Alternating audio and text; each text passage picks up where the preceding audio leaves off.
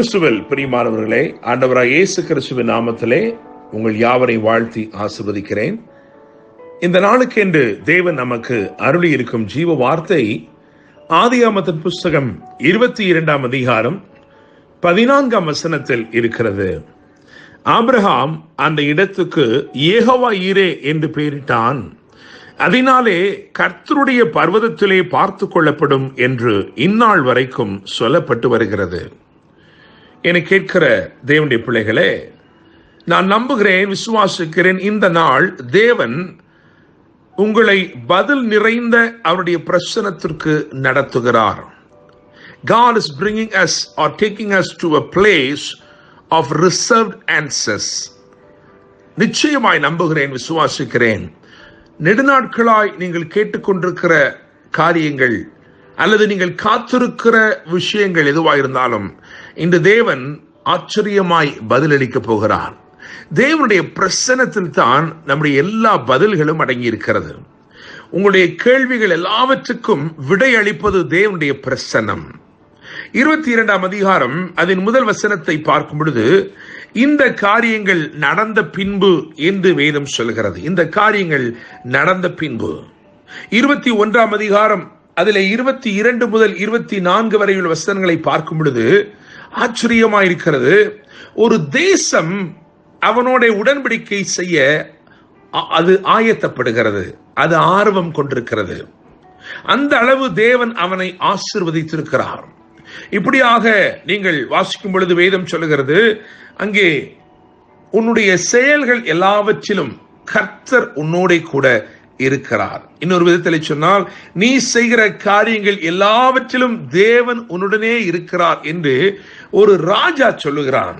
சொல்லி, எனவே உன்னோடு நாங்கள் உடன்படிக்கை செய்து கொள்ள விரும்புகிறோம், எங்கள் தேசம் நன்றாயிருக்கும்படிக்கு நாங்கள் உன்னோடு உடன்படிக்கை செய்து கொள்ள விரும்புகிறோம் என்று சொல்லும் அளவிற்கு தேவன் அவனை ஆசீர்வதித்திருந்தார். தேவனுடைய பிள்ளைகளை, ஆண்டவர் அவனை இன்னும் ஆசீர்வதிக்க விரும்பினார், இன்னும் அவனை உயர்த்த விரும்பினார். எனவே அவர் அவனை ஒரு பரீட்சையின் ஊடாக தேவன் நடத்தினார், ஒரு விசுவாச பரீட்சையின் ஊடாக. உங்கள் வாழ்க்கையில தேவன் உங்களை ஆசீர்வதித்து உயர்த்த நினைக்கும் பொழுதெல்லாம் உங்களை விசுவாச பரீட்சையின் ஊடாக தேவன் நடத்துவார். நம்முடைய தேவன் ஒருவரையும் தீமையினால் சோதிக்கிறவர் அல்ல, அவர் சோதிக்கிற தேவன் அல்ல, அவர் பரீட்சித்து நம்மை ஆசீர்வதித்து உயர்த்துகிற தேவன். வித்தியாசம் நோக்கங்களில் இருக்கிறது. பிள்ளைகள் எல்லாரும் பரீட்சை எழுதுகிறார்கள், நோக்கம் அவர்கள் எல்லாரும் தோற்று போக வேண்டும் என்று அல்ல, அவர்களை தேர்ச்சி பெற வைப்பதற்காக, அவர்கள் அடுத்த ஒரு நிலைக்கு வர வேண்டும் என்பதற்காக. எனவே தேவன் நம்முடைய வாழ்க்கையில சில விசுவாச பரீட்சைகளின் ஊடாய் நடத்தி நம்மை ஆசீர்வதித்து இன்னும் மேன்மைப்படுத்தவே விரும்புகிறார். ஒரு மனுஷனுடைய விசுவாசத்தின் அளவு எவ்வளவு என்பதை தேவன் நன்கு அறிந்திருக்கிறார். ஆனாலும் இவைகளெல்லாம் நமக்கு திருஷ்டாந்தம் உண்டாகும்படிக்கு எழுதப்பட்டிருக்கிறது. நாம் ஆபிரகாம் விசுவாசிக்கிறானோ இல்லையோ என்று அறிந்து கொள்ளும் பொருட்டு நமக்காக எழுதப்பட்டிருக்கிறது. தேவனுடைய பிள்ளைகளே, ஆண்டவர் ஆபிரகாமோடு பேச ஆரம்பித்தார். இந்த விசுவாச பரீட்சையுடைய முகாந்திரம் என்னவென்று சொன்னால், என்ன அறிந்து கொள்ள விரும்புகிறார் என்று சொன்னால், ஆபிரகாம் தேவனை நேசிக்கிறானா அல்லது தேவன் அருளினவைகளை நேசிக்கிறானா? தேவனிடத்திலிருந்து பெற்றுக்கொண்ட ஏராளமான ஆசீர்வாதங்களும் மேன்மைகளும் இருக்கிறது. இவைகளெல்லாம் தந்தது தேவன் தான். இப்பொழுது ஆபிரகாம் அவைகளை நேசிக்கிறானா அல்லது அவைகளெல்லாம் தந்த தேவனை நேசிக்கிறானா என்பதுதான் விசுவாசத்தின் பரீட்சை.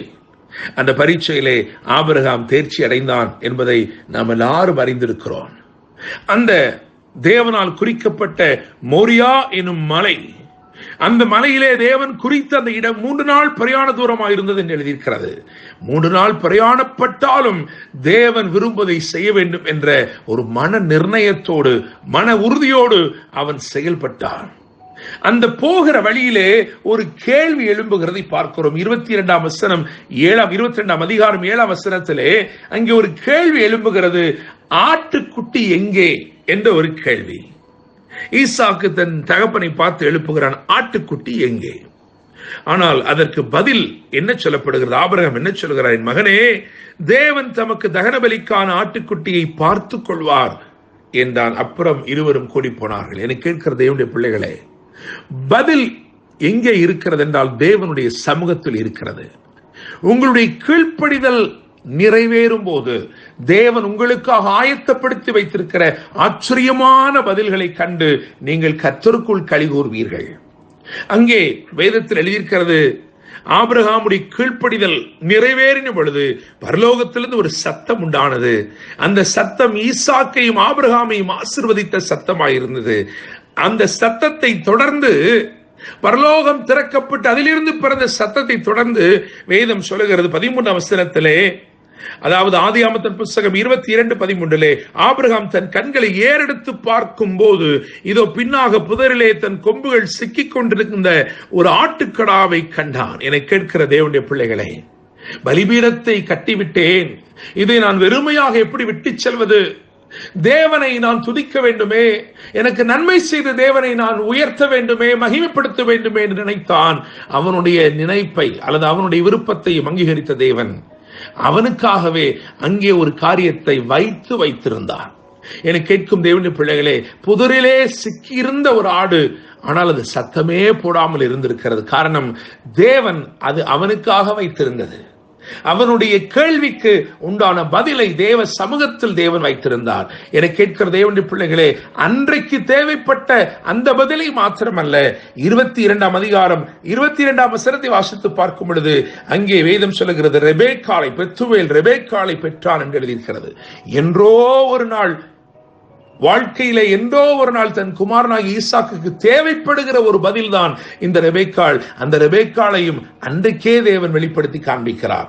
என கேட்கிற தேவனுடைய பிள்ளைகளே, நம்முடைய தேவன் இன்றைக்கு உள்ள தேவைகளை சந்திக்கிறவர் மாத்திரமல்ல, உன்னுடைய தேவைகளை எல்லாம் அவர் சந்திக்கிற தேவனாயிருக்கிறார். கர்த்தருடைய பர்வதத்திலே அது பார்த்து கொள்ளப்படும். நான் திரும்பமா இந்த வசனத்தை வாசிக்கிறேன். ஆபிரகாம் அந்த இடத்துக்கு யெகோவா ஈரே என்று பெயரிட்டான், அதனாலே கர்த்தருடைய பர்வதத்திலே பார்த்துக் கொள்ளப்படும் என்று இந்நாள் வரைக்கும் சொல்லப்பட்டு வருகிறது. கர்த்தர் இந்த வார்த்தைகள் மூலமாய் உங்களுடைய தேவைகளை இந்நாளும் சந்தித்து எந்நாளும் சந்தித்து உங்களை ஆசீர்வதிப்பாராக. என்றும் அன்புடன் pastor Daniel Moses. God bless you.